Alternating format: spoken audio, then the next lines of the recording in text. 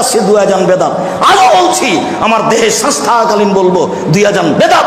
তুমি দাও, তোমার বাপ দেখ, তোমার যত গোষ্ঠী দেখ না, তাতে আমার কি? তাতে আমার কি? সারা পৃথিবীর মানুষ 2 আযান দেখতে, তা আমার কি? তুমি দাও। আমি বলে আসছি 30 বছর থেকে 2 আযান বেদাত, আজও বলছি, চিরদিন বলবো। আমি আমার ব্যক্তিগত কথা বলিনি, আব্দুল্লাহ ইবনে ওমর বলেছেন এই কথা আমি বলছি। আমি কোনোদিন কোনো মানুষকে, কোনো জাতিকে, কোনো দল নেতাকে হিসাব করে আমার জীবনে কোনোদিন কথা বলিনি।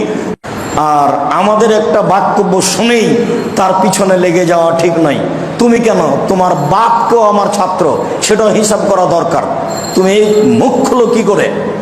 তোমাকে আমি কিছু বলি না, আমি বলা প্রয়োজন মনে করি না। এই জন্য তুমি জাতির কি করেছ?